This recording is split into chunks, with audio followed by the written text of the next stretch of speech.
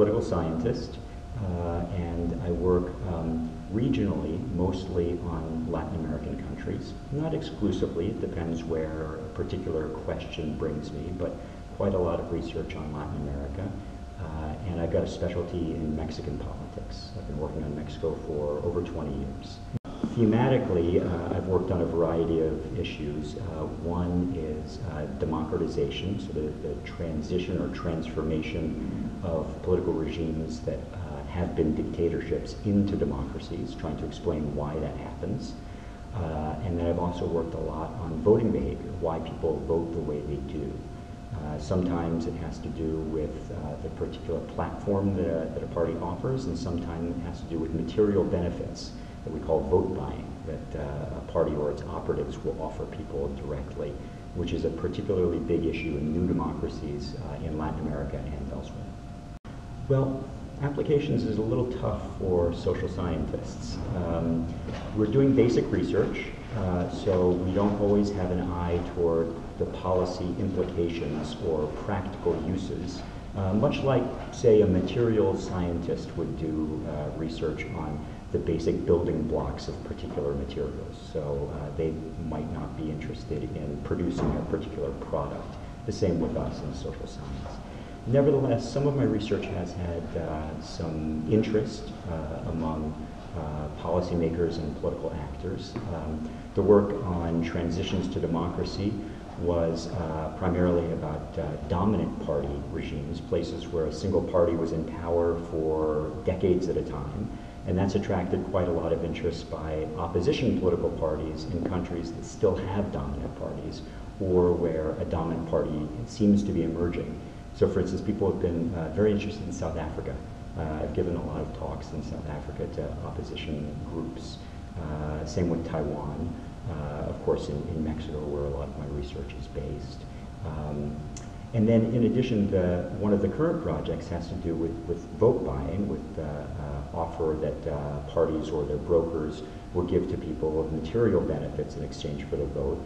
And that's had a lot of interest, especially in developing countries, among election management bodies and specialized courts that are in charge of adjudicating election-related offenses. They all want to know, how do we detect the existence of vote buying, which is illegal in almost every country in the world, and how do we diminish its incidence? So I've been sort of in communication with a number of groups about those kinds of things.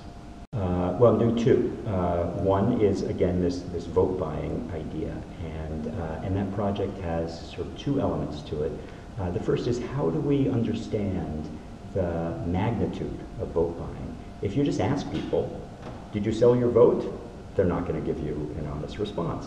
So you have to come up with creative ways of figuring out whether people have sold their votes. There's a lot of speculation in the existing literature that really isn't scientifically valid.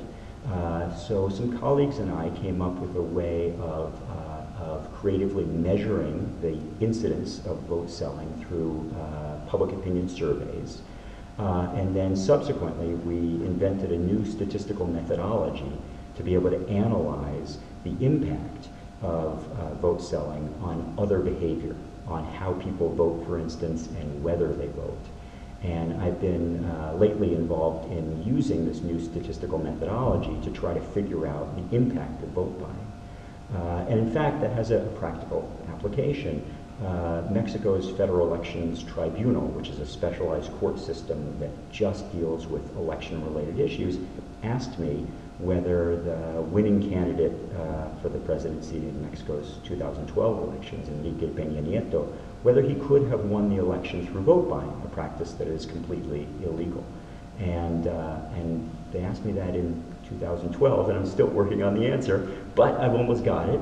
And it's a really fascinating answer. And the answer appears to be, and this is just a draft at this point, that there was a lot of vote buying activity, but that it really didn't affect very many people's votes. So in a sense, people took the money or other resources, but then still voted their conscience or their other interests. The other project is a more ambitious, in a sense, and broader project, and it's about the stability of party systems in new democracies. And the idea here is that if we look around at new democracies, some have party systems that are really quite stable. Mexico, Chile, Hungary, these places have party systems that are, that contain the same actors, the same parties over time.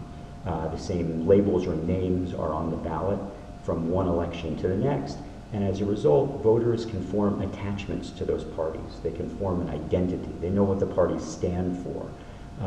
And it's easier for the parties themselves to negotiate as blocs once they're in Congress. So you get good democratic outcomes, better representation, better policy making. Now there are other countries where the party system is a complete mess. Take Peru, for instance. Peru democratized in 1990. By the 2000 elections, there were some, I can't quite remember the number, but I think there were 28 parties on the ballot for the presidential election. Only one was held over from the 1990 elections. They're all new. Ecuador is a similar situation. There are several countries in Eastern Europe that are also similar, and across African new democracies. Why? Why do some countries have stable party systems and others have really unstable party systems? So I'm trying to figure that out. We don't have a good answer for that in the existing political science literature. And I'm following a hunch or a hypothesis. I call it a hunch at this point rather than a solid hypothesis that has to do with how political parties are financed. Some initial evidence suggests that public financing systems that make it very easy to access money and distribute that money to parties on a subnational basis as parties in states or regions, that those kinds of financing regimes encourage the creation of lots of little parties. And those little parties appear and disappear quite quickly. Sort of like new companies entering the marketplace that just try to see if their product will sell.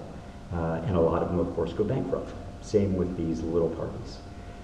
In systems where political finance is more restricted, it's harder to get it, and it's more centralized. It goes to national party headquarters. It means that politicians have an interest in sort of fusing themselves, or affiliating themselves, I should say, with that national party unit. That creates a smaller number of parties that tend to be more stable, more durable over time. So that's my hunch that I'm researching here. It's really quite challenging because I need to collect lots of information on how party finance works across new democracies. It's not easy information to get, changes all the time, and I need to know a lot about the evolution of these party systems. It sounds like a simple thing to do, but really the data has been quite a challenge to collect. So that's the project that I'm sort of working on, like a bloodhound at this point.